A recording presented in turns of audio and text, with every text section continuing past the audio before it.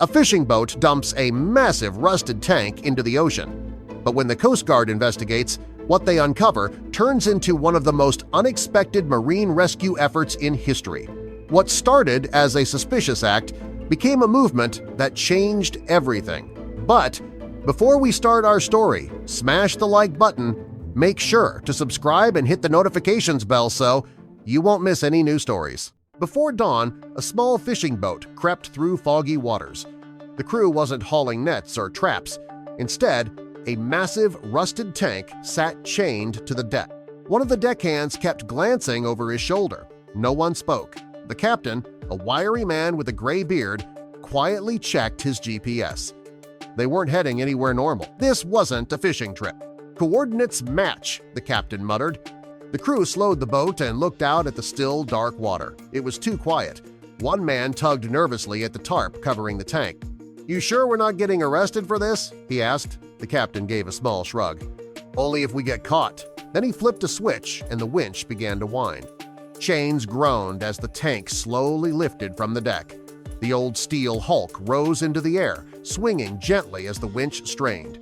Barnacles were already clinging to the underside. It looked like a monster from a different time. The men stepped back as the turret passed overhead. No one breathed. It hovered, then dipped toward the sea. With a splash that rocked the boat, the tank plunged into the ocean. Waves rippled out, spreading across the flat surface like a secret being swallowed. The crew stood still, watching. One man crossed himself. The captain checked the GPS one last time, then quietly steered the boat away from the spot. "Let's go," he said. "We're done here." But they weren't alone. A few miles away, nestled among the cliffs, a small Coast Guard station picked up something strange on radar. A ship in a restricted area. No official logs, no fishing permits. A young officer named Mason grabbed his binoculars. He zoomed in on the vessel, then froze. "Captain," he said, "I think someone just dumped a tank." The Coast Guard scrambled. Within minutes, a patrol boat was dispatched. Mason stood on the deck as it launched into open water, eyes fixed on the horizon. "Who dumps a tank in the ocean?" he asked aloud. "And why there?" No one answered. All they had was a grainy drone feed, one rusted tank, and a lot of questions. By the time they reached the area, the fishing boat was long gone, but the tank had left a trace. Sonar revealed something massive resting on the seafloor. It wasn't just sitting there, it had landed upright, like someone had placed it with care. The Coast Guard dropped a marker buoy. Then Mason suited up and prepared to dive. Beneath the surface, everything was quiet. The ocean floor stretched wide and empty until the tank came into view. Covered in rust, its turret pointed upward like a relic from the past. Mason swam slowly around it. No weapons, no danger, just something eerie about how neatly it sat. He reached out, touched the hull, and noticed a strange device blinking nearby. It was a small waterproof beacon, bolted into the sand. Not military issue. Mason grabbed it and signaled to surface. Minutes later, back on deck, the team examined it. The Coast Guard made a call. The lab director picked up, surprised and cautious. When told about the tank, she didn't deny anything. "That's part of a field study," she said slowly. "You weren't supposed to find it yet." Before Mason could ask more, the line went dead.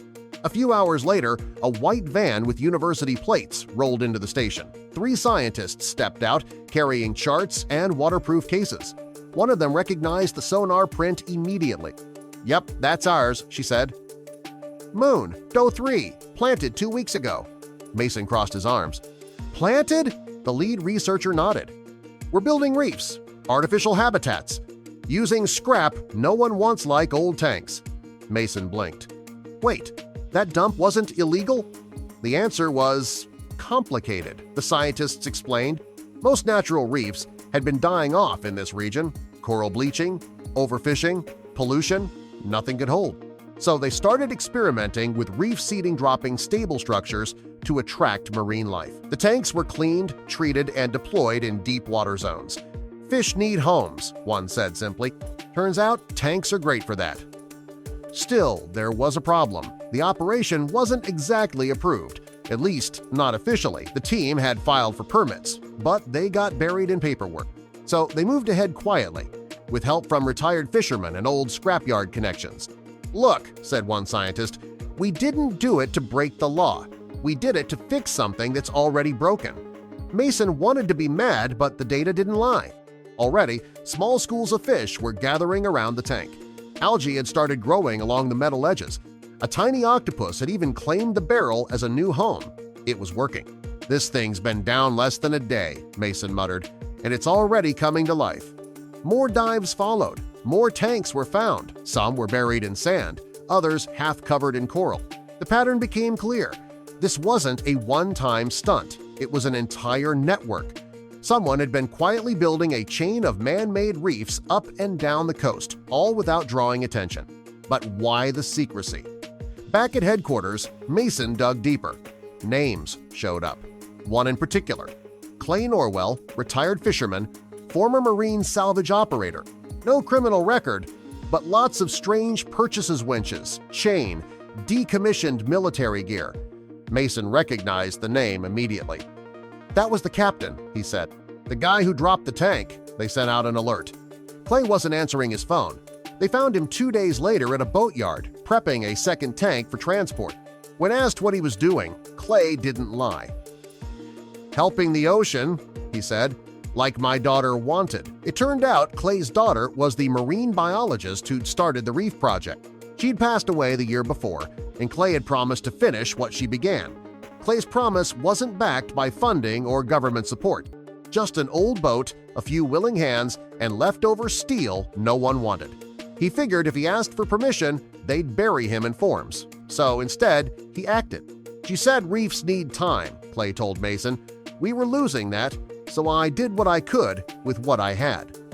Mason brought the story to his commanding officer, expecting backlash. Instead, the response was muted.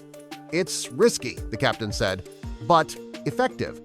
There was no damage to wildlife, no toxic residue. In fact, early footage showed a spike in activity around each drop zone. And as word spread internally, something unexpected happened. Support started building. An environmental officer from the Department of Coastal Preservation showed up at the Coast Guard base unannounced. She'd heard whispers about Clay's operation. Rather than shutting it down, she asked for the full data. Mason showed her the dive footage, the sonar, the species count. After watching silently, she nodded. "We've spent millions trying to do this," she said, and failed. With pressure easing, Mason joined Clay for a follow-up drop. This time, they filmed everything. The crew worked quietly, but with purpose.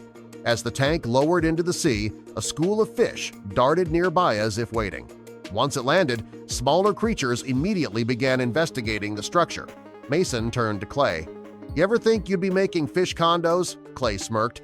"Beats rusting in a yard somewhere." Over the next few weeks, things moved fast. University teams volunteered resources. Permits were expedited. Cleanup procedures were tightened. What started as a covert effort slowly transformed into a joint program. Clay was finally able to operate in daylight. But the best moment came when he returned to the first tank. Underwater cameras showed coral beginning to root along the tank's surface. Seaweed flowed gently from the edges.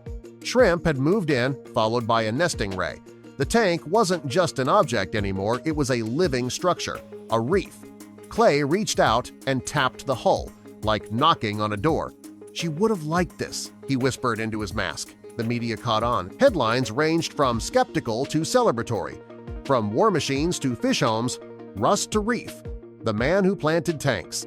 Clay didn't care much for attention, but he liked seeing kids learning about reef building in school programs. "If they grow up thinking tanks can save oceans," he said, "maybe they won't need them for war." A ceremony was held on the pier where Clay first launched his mission. Scientists, coast guards, divers, and reporters gathered. Clay stood quietly at the back until Mason dragged him up front. A plaque was unveiled and bolted to the dock. "For the reefs reborn, for the lives below, and for those who dare to try anyway." Clay didn't say much in his speech, just a simple thanks. Then he turned to Mason and said, "You know there's more tanks waiting, right?"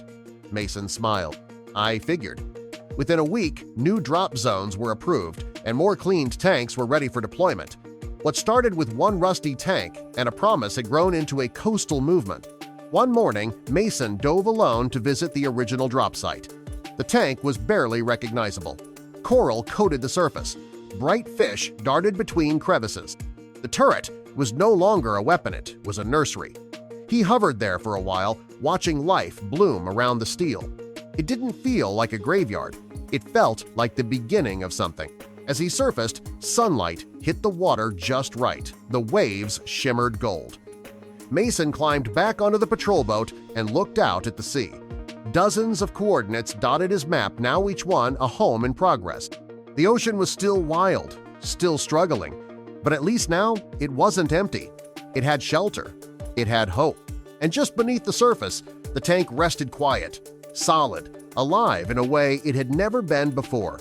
It wasn't forgotten. It wasn't lost. It had a purpose again.